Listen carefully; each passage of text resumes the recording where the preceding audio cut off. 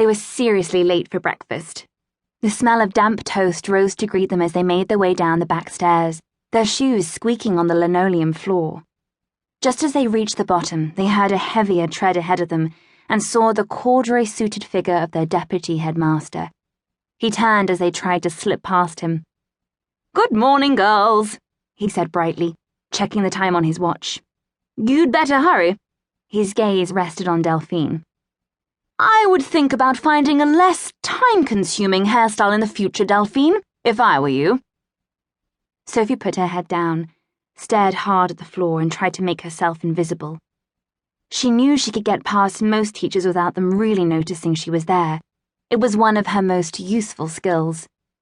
But not this morning. Mr. Tweedy cleared his throat. "Sophie?" he said, just at the very moment when she thought she had escaped. "A word." "But I'll be late for breakfast, sir," Sophie said. "You said so yourself."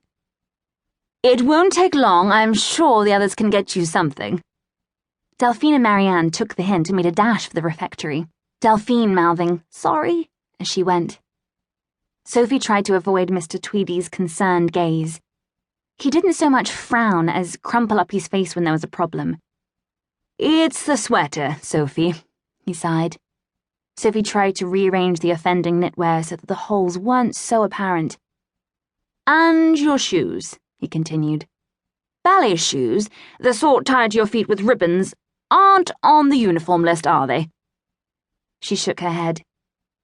"I wonder, Sophie, if you've written to your guardian yet about your clothes? We did agree you were going to do that, didn't we?" At the word guardian, an image of Rosemary, a middle-aged woman with blonde grey hair cut in a boyish crop, sitting poker straight on a stool in her small, neat kitchen, flashed in front of Sophie's eyes. She and Rosemary had nothing in common with each other, were not related in any way.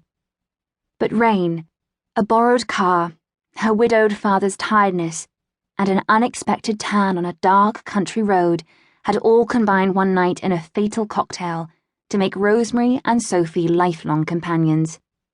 As the only friend of the family the authorities could reach after the accident, Rosemary had taken Sophie in as a temporary measure until a relative of the newly orphaned child could be found. But Sophie's father had not lived what Rosemary called a settled life. Sophie's mother had died when Sophie was a baby, and her father had taken her to live in many different places.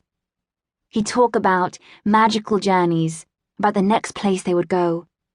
Friends were scarce, and, it became apparent, relatives were non-existent.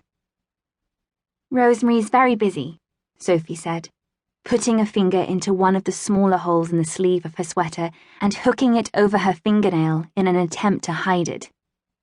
She looked up at Mr. Tweedy's crumpled, kind face and smiled with more confidence than she felt. "She really does have a lot on her plate at the moment, and I don't like to bother her." Sophie didn't want to add, "when she is away."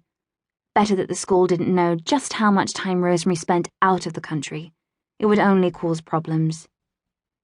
"But it's not just the sweater or the shoes, Sophie, it's all your clothes." Mr. Tweedy sounded strained. "Everything you wear is just so—" He stopped. "You must understand that it's not that I mind, but it's better for you if you blend in. Look in the lost and found." Mr. Tweedy gave her one of his "I mean it" faces. "Before Mrs. Sharman sees you." In the refectory, Sophie took a thick white plate out of the plastic box stacked next to the counter, chose the least bruised banana and a glass of watered-down orange juice, and put it all on a tray. Then she joined Delphine and Marianne at the long trestle table. They were the last, and already the kitchen staff were moving around and clearing things away. "What did Tweedy want?" Marianne had propped her physics textbook up against her bag on the table. Sophie remembered there was a test today. She'd completely forgotten. Sweater alert. "He does go on," Delphine said. "You should just agree with everything he says. That usually stops him." "He's got to do his job," Marianne said, her eyes still scanning the page. "Did you know that the angle of incidence is equal to the angle of reflection?"